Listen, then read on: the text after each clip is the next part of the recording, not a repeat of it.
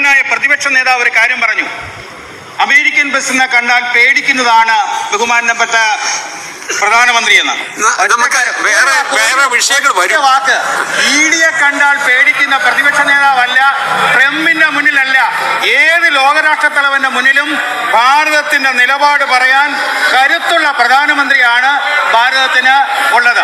രണ്ട് ഗവൺമെന്റും തുടർച്ചയായി ഈ സംസ്ഥാനം ഭരിച്ച ഈ സംസ്ഥാനം രൂപീകൃതമായ കാലഘട്ടം മുതൽ ഈ രണ്ട് മുന്നണിയുമാണ് ഇവിടെ ഭരിച്ചിട്ടുള്ളത്.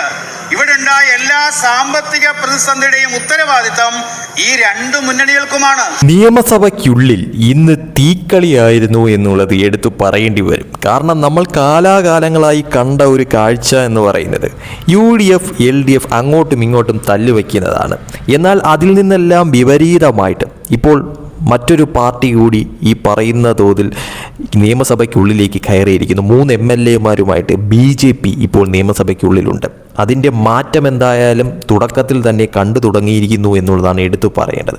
അതിൽ ഏറ്റവും കൂടുതൽ തീയായി മാറിയത് ഗോപകുമാറാണ് എന്നുള്ളതാണ് എടുത്തു പറയേണ്ട കാര്യമെന്ന് പറയുന്നത്. കാരണം ഇന്നത്തെ പ്രസംഗത്തിൽ ശരിക്കും പറഞ്ഞാൽ ഗോപകുമാർ ഇടതുപക്ഷത്തിനെ കടന്നാക്രമിക്കുന്ന തരത്തിലോട്ട് കാര്യങ്ങൾ മാറി എന്നുള്ളതാണ് വാസ്തവം. അതിലെടുത്തു പറയേണ്ടത് പ്രതിപക്ഷ നേതാവായിട്ട് ഇപ്പോൾ ഇരിക്കുന്ന മുൻ മുഖ്യമന്ത്രിയായിട്ടുള്ള പിണറായി വിജയനെതിരെ തന്നെ തുടക്കത്തിൽ തന്നെ വളരെ വലിയ തോതിൽ തന്നെ ആഞ്ഞടിക്കുന്ന തരത്തിൽ ഗോപകുമാർ മാറി എന്നുള്ളതാണ് വാസ്തവമായിട്ടുള്ളൊരു കാര്യമെന്ന് പറയുന്നത്. അതായത് നരേന്ദ്രമോദിയെക്കുറിച്ച് പിണറായി വിജയൻ പറഞ്ഞ കാര്യം അമേരിക്കൻ പ്രസിഡന്റിനെ കണ്ടാൽ പേടിക്കുന്നതാണ് നമ്മുടെ പ്രധാനമന്ത്രി എന്നുള്ള തരത്തിൽ പ്രതിപക്ഷ നേതാവായിട്ടുള്ള പിണറായി വിജയൻ പറഞ്ഞു എന്നുള്ള തരത്തിൽ. അപ്പോൾ അതിനെതിരെ ആഞ്ഞടിച്ചുകൊണ്ട് ഗോപകുമാർ പറഞ്ഞ ഒരു കാര്യമാണ് ഹൈലൈറ്റ് ആയിട്ടുള്ളതെന്ന് പറയുന്നത്. ഇഡിയെ കണ്ടാൽ പേടിക്കുന്ന പ്രതിപക്ഷ നേതാവിനെ പോലെ അല്ല, ട്രംപിന്റെ മുന്നിലല്ല, ഏത് ലോക രാഷ്ട്ര തലവന്റെ മുന്നിലും ഭാരതത്തിന്റെ നിലപാട് പറയാനായി കരുത്തുള്ള പ്രധാനമന്ത്രിയാണ് നിലവിൽ ഭാരതത്തിനുള്ളത് എന്ന് ഗോപകുമാർ തിരിച്ചാഞ്ഞടിക്കുന്ന തരത്തിലോട്ട് കാര്യങ്ങൾ മാറി. അതുമാത്രമല്ല, കാലാകാലങ്ങളായിട്ട് ഈ നാട് ഭരിച്ചുകൊണ്ടിരിക്കുന്നത് ഈ രണ്ട് മുന്നണികളുമാണ്, അതായത് LDFും UDFുമാണ്. അപ്പോൾ ഇവിടെ ഉണ്ടായിരിക്കുന്ന സാമ്പത്തിക പ്രതിസന്ധിക്ക് പ്രധാന കാരണമെന്ന് പറയുന്നത് ഈ രണ്ട് മുന്നണികളും തന്നെയാണ് എന്നുള്ളതും ഗോപകുമാർ തുറന്നടിച്ചു പറയുകയുണ്ടായി നിയമസഭയ്ക്കുള്ളിൽ.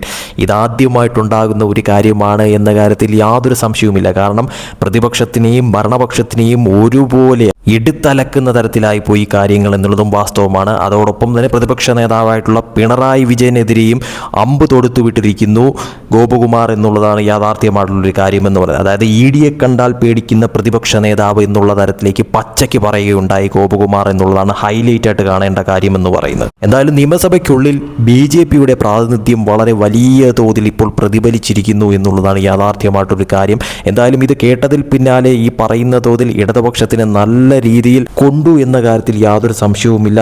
അവർ നല്ല രീതിക്ക് എതിർക്കാനായിട്ട് നോക്കിയെങ്കിൽ അതിനെ ഒന്നിനെയും തന്നെ കൂസാതെ ഗോപകുമാർ തൻ്റെ നിലപാട് വളരെ കൃത്യമായി വ്യക്തമാക്കി എന്നുള്ളതാണ് നിയമസഭയ്ക്കുള്ളിൽ കാണാൻ സാധിച്ച ഒരു കാര്യമെന്ന് പറയുന്നത്. എന്തായാലും ഒരു കാര്യം ഉറപ്പാണ്, നിയമസഭയ്ക്കുള്ളിൽ എന്തായാലും മുൻപൊങ്ങും കണ്ട കണക്കല്ല ഇനി അങ്ങോട്ട് കാര്യങ്ങൾ മാറുന്നത് എന്നുള്ളത് തുടക്കത്തിൽ തന്നെ വ്യക്തമായി കഴിഞ്ഞിരിക്കുന്നു.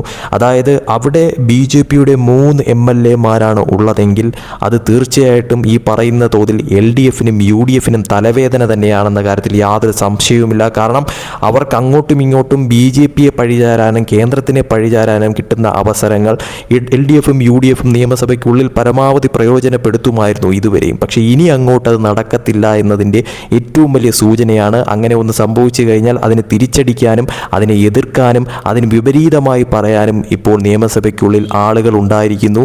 അത് വ്യക്തമായിട്ട് ഇന്നത്തെ ദിവസം തന്നെ അത് ഇടതുപക്ഷത്തിനും കൃത്യമായി മനസ്സിലായി, UDFനും കൃത്യമായി മനസ്സിലായി എന്നുള്ളതാണ് ഈ ഒരു കാര്യത്തിൽ നിന്നും വളരെ കൃത്യമായി മനസ്സിലാക്കാൻ പറ്റുന്ന ഒരു കാര്യമെന്ന് പറയുന്നത്. എന്തായാലും ഗോപകുമാർ വിചാരിച്ച കണക്കല്ല എന്നുള്ളത് ഇപ്പോൾ തന്നെയും മനസ്സിലായിട്ടുള്ളൊരു കാര്യം തന്നെയാണ്. കൃത്യവും വ്യക്തവുമായിട്ട് ഇങ്ങോട്ട് എന്താണോ പറയുന്നത് അതിന് തിരിച്ചടി നൽകാനായിട്ട് ഏറ്റവും വലിയ തോതിൽ കഴിവുള്ള ഒരു വ്യക്തി തന്നെയാണ് ഗോപകുമാർ എന്നുള്ളത് വീണ്ടും വീണ്ടും തെളിയിക്കുക തന്നെയാണെന്ന കാര്യത്തിൽ യാതൊരു സംശയവുമില്ല. അതുകൊണ്ട് തന്നെയും മുന്നോട്ട് പോകുമ്പോഴത്തേക്കും പല രീതിയിലുള്ള പ്രതിസന്ധി ഘട്ടങ്ങളും ഈ പറയുന്ന തോതിൽ നിയമസഭയ്ക്കുള്ളിൽ ഉണ്ടാകുമെന്ന കാര്യത്തിൽ യാതൊരു സംശയവുമില്ല. അത് വലിയ തോതിലുള്ള വാക്പോരിലേക്ക് പോകാനും ഇടയുണ്ട് എന്ന കാര്യം ഇന്നത്തെ സന്ദർഭങ്ങളിൽ നിന്നും വളരെയധികം കൃത്യമായി മനസ്സിലാക്കാൻ പറ്റുന്ന ഒരു കാര്യം തന്നെയാണ്.